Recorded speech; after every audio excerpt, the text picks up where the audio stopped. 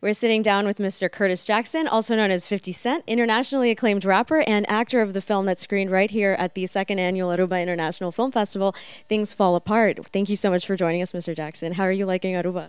I'm loving it. I'm really excited about being here. The premiere was exciting last night. It was a really great turnout, and I feel like people enjoyed the film. So, Great. And now, what was the best piece of feedback that you got back last night? well, I mean, just the people that did come across, the journalists that had an opportunity to watch the film said they were surprised. They didn't expect that performance, even though they were aware that I lost weight for the actual role. When they actually watched it, they were they were emotional. So. Yeah, I mean, a lot of people were surprised in the sense that they almost, some people even thought that it was a completely different person, and so that's such a must have been such a feat to have to lose so much weight. I mean, what was I mean, of course, the diet is completely different, but more mentally, was there anything that went on in your mind during that process? Any fears, any doubts? Well, yeah, there's a point about 4 weeks into the dieting for the actual role that I was thinking this can't possibly be what they was going through to do to do this. You know, like the other talents that I've seen make the physical transformation, and I read some of their actual articles. To have the luxury of having computers and being able to Google things that have happened in the past, you can. I read some of Tom Hanks and Christian Bale's material, and there was another movie called Hunger that the actor really lost a lot of weight for it, and I kind of felt better after reading them talk about the actual process that they been through similar type of situation to make the transformation for their characters, and then it kind of like got me into it, and then I lasted the last 5 weeks following that, and for me, this project is more of a passion project. It's about the relationship that I had with my best friend growing up. So having the ability to do it is exciting.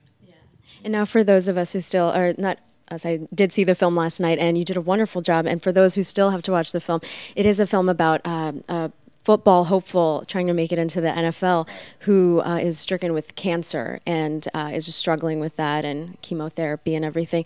And now, last night on the red carpet, when we were speaking about connecting with the character from your own personal experiences, of course, you haven't gone through the specific cancer situation, but what is something specific you were able to connect with the character of Dion? Well, I mean, being lost in popularity temporarily.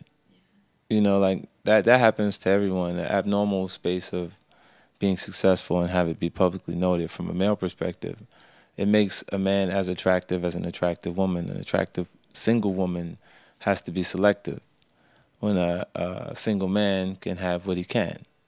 As far as it's just social standards. Like he'd be cool if the guy is a single guy, he's attractive, and he has multiple women that he actually deal with, attractive women. And if that, from a female perspective, if it was the same, they'd have new terminologies to describe who she is.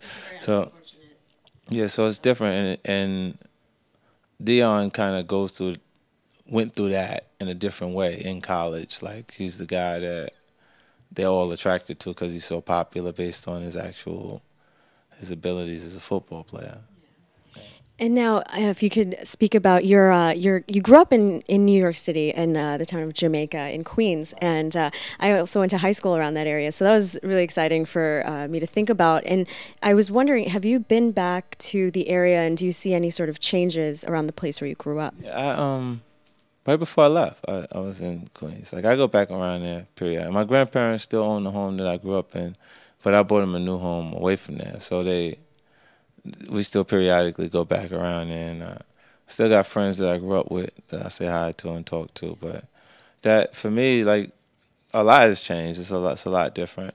Like everything that was physically there is already morphed into something different as far as storefronts and the things that it's just different. Yeah. And the people obviously they've grown and moved on to do different things. It's been since 2003 that I've been off and successful as an artist. So a few of them are still there doing the same thing that they've been doing, and you recognize that and say that they're just gonna stay in that cycle, you know. So you gotta kind of distance yourself from those people.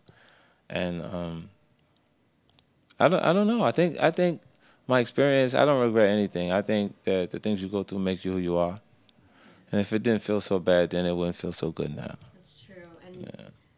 And really quickly, just to round everything off, your educational foundation, G Unity, could speak a little bit about that and how you're giving back to the community. Well, I do different things, like we've redone parks with Bette Midler's Parks and Restoration Project, and I have a thing that I do with the community colleges where I sponsor the students' college. I give away, you know, scholarships to kids in the inner cities that can't afford to actually go to college, and then I we do a whole lot of stuff for lower income housing, people who can't actually afford to do different things. I try to keep it where it lands in the areas where I know it's actually affecting the people that, you know.